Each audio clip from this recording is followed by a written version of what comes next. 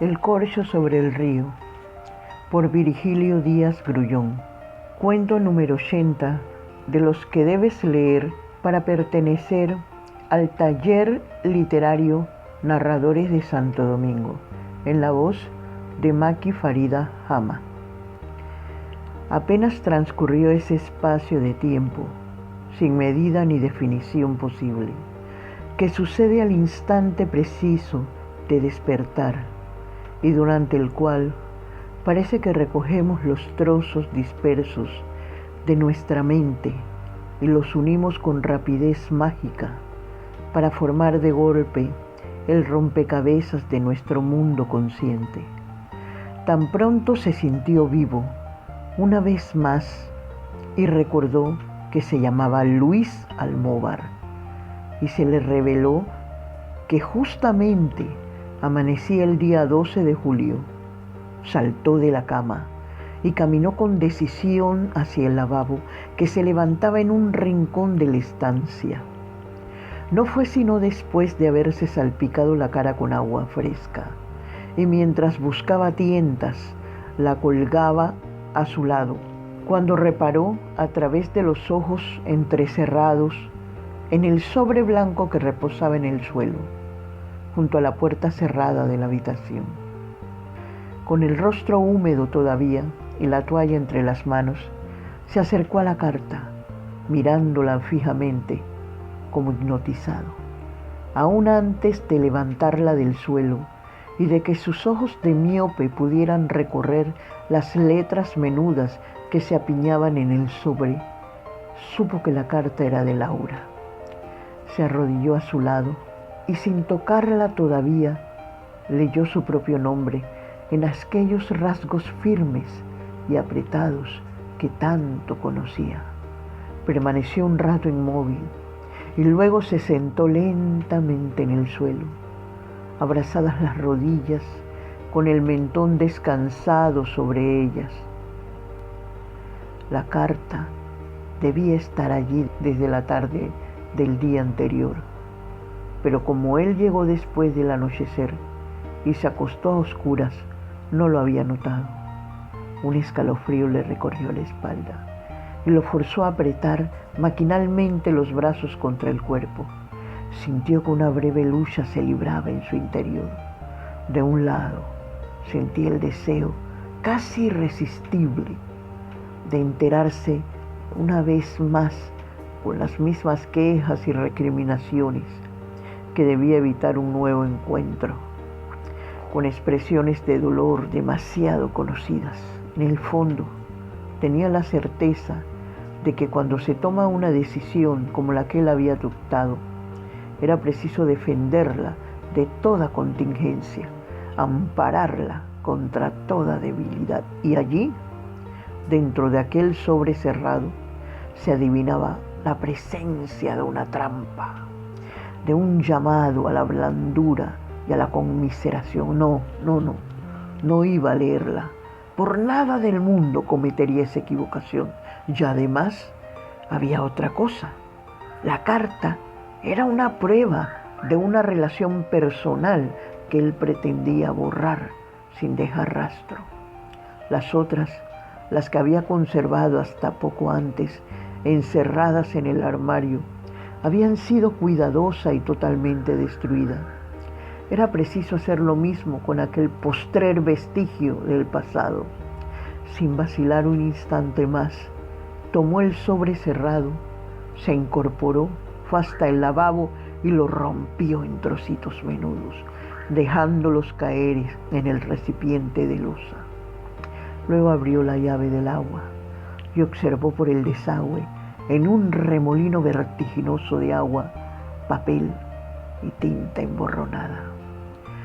Su brusca decisión, después de aquellos momentos de duda, pareció darle nuevos bríos.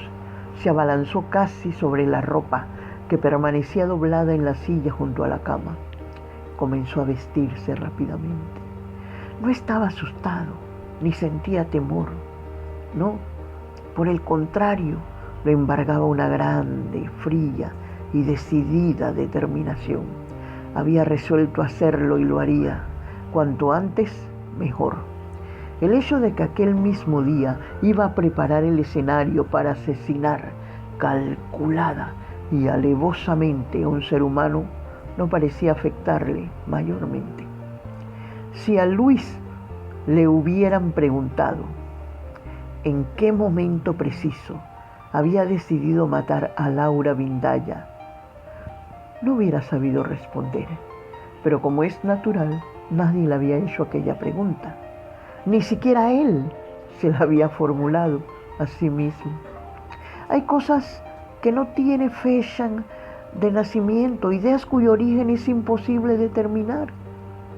Son algo vago, confuso, nebuloso y que de repente adquieren una naturaleza clara y definitiva. Pero cuando uno viene a tener conciencia de ello, ya la metamorfosis se ha consumado totalmente y parece que siempre hemos pensado así, que desde el primer momento habíamos adoptado aquella determinación irrevocable. Conoció a Laura el mismo día de su llegada a Alto Cerro.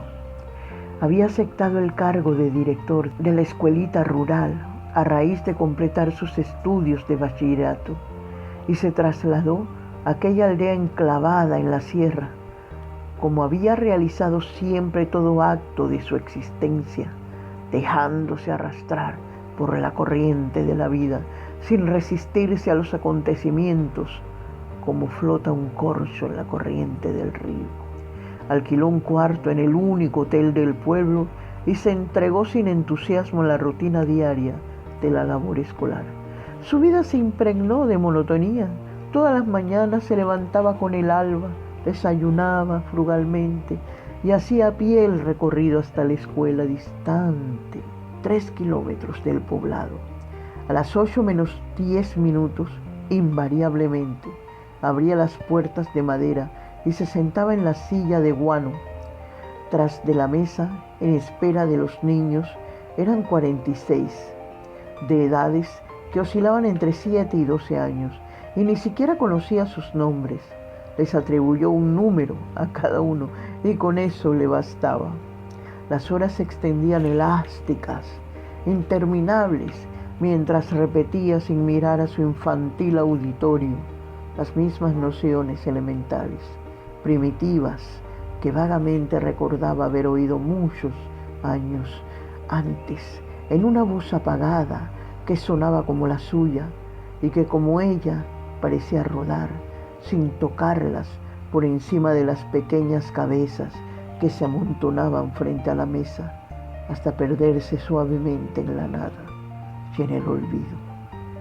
Laura era la única persona que compartía sus tareas. Oriunda de Alto Cerro, vivía a pocos pasos de la escuela y estaba encargada de la tanda vespertina. Al principio no se sintió particularmente atraído hacia ella. Era una mujer madura, seca, que debía llevarle 10 años cuando menos. Durante las primeras semanas sus relaciones se limitaron al intercambio de un trivial buenos días, cuando al punto de las 12 ella entraba a la escuela para hacerse cargo del turno que le correspondía. Aún antes de que terminaran de llegar los nuevos alumnos, Luis partía de nuevo hacia el pueblo, desentendiéndose de todo hasta el día siguiente. Pero una vez volvió por la tarde y le encontró cerrando la escuela, a la hora del crepúsculo. No se había propuesto llegar allí. Había salido a pasear por la carretera para romper el aburrimiento de la tarde. Y sin quererlo, expresamente, sus pasos lo condujeron maquinalmente hasta la escuela. Laura lo invitó a su casa a tomar una taza de café y él aceptó. Fue una visita corriente. Durante ella solo hablaron de la escuela y de los niños, y Luis partió al poco rato sin sospechar las consecuencias futuras de aquel primer contacto inocente. Como se sentía solo en el hotel y nadie le interesaba especialmente en el pueblo, poco a poco adquirió la costumbre de visitar a Laura por las tardes y fue adelantándose sin notarlo en aquella vida aislada que se mustiaba sin quejas. Sus padres habían muerto cuando era aún niña y vivía desde entonces con su hermana mayor, sola las dos, a partir del día en que su hermano más joven abandonó Alto Cerro en busca de más propicios horizontes. Laura no se había casado nunca y parecía no haber conocido jamás el amor. Y no fue precisamente amor lo que Luis pudo darle. La tomó por primera vez junto al río, una tarde triste de noviembre, sobre el lodo negruzco que bordeaba la orilla. Lo hizo sin pasión y casi sin deseo, como se realiza algo solo porque es inevitable. Y aunque después de aquel día sus citas fueron frecuentes, jamás le abandonaron el desgano y la indiferencia, y se limitó siempre a dejarse llevar, como siempre, por los acontecimientos. Ella, en cambio, pareció desarrollar una nueva personalidad. Su sensualidad dormida despertó con voracidad extraordinaria, como si quisiese recuperar con creces el tiempo perdido. No obstante desplegar la más sutil astucia para ocultar de todos sus secretos, fue apoderándose de él, absorbiéndolo con requerimientos constantes y cada vez más apremiantes frente a la naturaleza pasiva, inerte de Luis. Su propia personalidad fue creciendo, imponiéndose cada vez más sobre la debilidad apática del hombre. Fue una batalla ganada desde el principio, en la que el perdedor se sintió desde el primer momento como un insecto preso en una telaraña. Por acuerdo mutuo, habían decidido mantener en secreto sus amores, y cuando durante las horas de trabajo se encontraban en la escuela, se trataban con indiferente y lejana cortesía, sin dejar jamás traslucir frente a ojos extraños que sus relaciones fueran otras que aquel seco y frío intercambio de saludos y recomendaciones oficiales. De aquel modo transcurrieron los primeros meses, y para Luis, asimismo, hubiese transcurrido la vida entera. De tal modo se recostó él en la muelle costumbre de la sensualidad satisfecha, sin riesgos ni problemas. Pero un día, junto al río, en el lugar que se había convertido en habitual para sus encuentros, ella le dijo, después de un silencio y sin mirarlo a los ojos: voy a tener un hijo.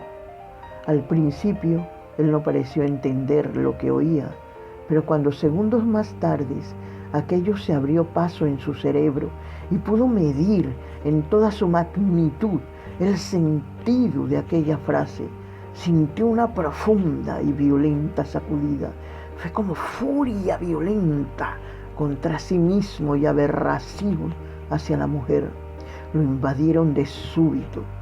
Permaneció en silencio, concentrado, anonadado por la íntima convicción de que aquel juego placentero y fácil al que se había entregado ciegamente hasta ese momento se trocaba de repente en algo peligroso, complicado, extraño a su propia naturaleza y a su personal filosofía de vida. No expresó inconformidad alguna, ni alteró en lo más mínimo su actitud reconcentrada y huraña, pero allí, en lo más recóndito, sintió nacer un odio profundo, desorbitado, inhumano hacia aquella mujer, la extraña criatura que comenzaba a vivir dentro de su vientre. Ni el más ligero sentimiento, ni el más leve asomo de piedad fueron capaces de aminorar el odio feroz y el afán de destrucción que lo poseyeron desde aquel día. Sabía que era inútil proponerle a Laura la eliminación del hijo, porque presentía la irrevocable decisión de la madre de conservarlo a toda costa. Una sola idea se centraba, pues sus pensamientos: Laura tenía que morir. La debilidad del hombre, su incapacidad de luchar, fueron, por paradójica razón, el irresistible impulso que lo empujara a decidir y planear la muerte de su amante. Aceptar el nacimiento de aquel niño era aceptar además la permanencia de sus relaciones con la madre. Significaba asumir una responsabilidad perdurable, definitiva, es decir, algo inconcebible, absurdo. Antes de aquello, todo, incluso el crimen, se dijo desde el primer momento. La decisión fue informe y oscura, pero los detalles fueron completándose con el tiempo. Durante las largas horas de insomnio, por las noches o a veces junto a la misma Laura, y mientras ella formulaba en voz alta planes para el futuro en los cuales él tenía irremisible participación, porque seguían encontrándose como antes, y solo cuando ya se acercaba la fecha escogida para actuar, dejó Luis de acudir a la cita junto al río. Lo hizo sin previo aviso y sin dar ninguna explicación. Entonces comenzaron las cartas. Las traía al hotel uno de los muchachos de la escuela. A veces llegaban 3 el mismo día. Él las leía solas en su habitación con rabia y desprecio, que cada vez se hacían más intensos. En las 2 semanas que duró la ofensiva epistolar, Luis estuvo a punto de adelantar la ejecución de sus planes, temiendo alguna imprudencia mayor. Pero ella no la cometió. No se presentó nunca en persona en el hotel, y las cartas, encerradas en los largos sobres de uso en la escuela, podían pasar como correspondencia oficial. Cuando al fin las cartas cesaron, Luis las quemó todas juntas, arrojando sus cenizas por el desagüe del lavabo, aliviado de no enfrentarse con la necesidad de actuar antes del 12 de julio, último día de clase. Y precisamente el día 12 había encontrado aquella última carta que destruyó sin leer, con impulsivo instinto de preservar contra todo la ejecución exacta de su plan, porque había dispuesto las cosas en sus menores detalles. Cerraría la escuela, abandonaba el hotel diciendo que se iba de vacaciones y partiría a caballo del pueblo, a la vista de todos, por un atajo, y dando un rodeo regresaría al día siguiente a casa de Laura, aprovechando la hora en que sabía que la encontraría sola. Fingiría una reconciliación y la llevaría al río, como de costumbre. Tendría buen cuidado de tomar de la casa alguna cuerda, tal vez un cinturón de Laura, quizás el de la bata que usaba entre casa. Parecía suficientemente fuerte, igual que el mamón que crecía en la explanada cercana al río. Las ramas eran resistentes, sobre todo una, la más baja. Él lo sabía muy bien porque había tenido el cuidado de comprobarlo personalmente. Ya completamente vestido, Luis se detuvo frente al almanaque de propaganda comercial que constituía la única decoración de la estancia. Puso sobre el número 12, sonrió levemente y caminó hacia la puerta. El agente de policía estaba justamente en el marco, llenando con su corpachón fornido casi todo entre el umbral y el dintel. Luis sintió que la sorpresa y el miedo lo paralizaban de súbito, y apenas escuchó la voz que le decía fríamente: «Acompáñeme, profesor». «¿Qué pasa?», solo atinó a balbucir, poniéndose mortalmente pálido. «Está usted preso, bajo sospecha de asesinato. Vamos pronto, que el sargento está esperándolo». Luis se apoyó en el marco de la puerta. «¿Asesinato?», exclamó mientras le parecía que todo se hundía a su alrededor. «La maestra apareció ahorcada esta mañana a la orilla del río. Descartamos el suicidio porque no apareció ninguna carta». Lo tomó con firmeza del brazo, forzándolo a iniciar la marcha por el estrecho corredor. Mientras caminaba como un autómato, Luis revivió mentalmente su acción de destruir sin leer aquella última carta. A su lado el policía continuaba hablando sin parar. «El forense del distrito no ha llegado todavía, pero estamos seguros de que la mujer estaba encinta. El sargento supo desde el primer momento que había que buscar el hombre que la deshonró. Llegaban ya a la puerta de la calle y justamente allí Luis tuvo su último gesto de rebeldía. ¿Pero por qué yo?, preguntó parándose en seco y mirando a los ojos el rostro ceñudo del otro. Su acompañante era realmente locuaz. Hay testigos de que ustedes se encontraban por las tardes junto al río. Además, y esto es lo más grave, alguien lo vio hace unos días colgándose con las manos de una rama del mamón que está en la orilla, como si probara su resistencia. De la misma rama, por cierto. No creo que se salve de esta, profesor. Al oírlo, con la cabeza baja y reiniciando lentamente la marcha, Luis sintió de repente que volvía a ser el mismo de antes, el que se dejaba arrastrar por los acontecimientos sin oponer resistencia, como un corcho que flota sobre el río. Y esa convicción le llegó, junto con la visión confusa de inmundicias por la corriente de agua, de una cañería subterránea que conducía inexorablemente hacia la nada, la confesión de suicidio de Laura Vindaño.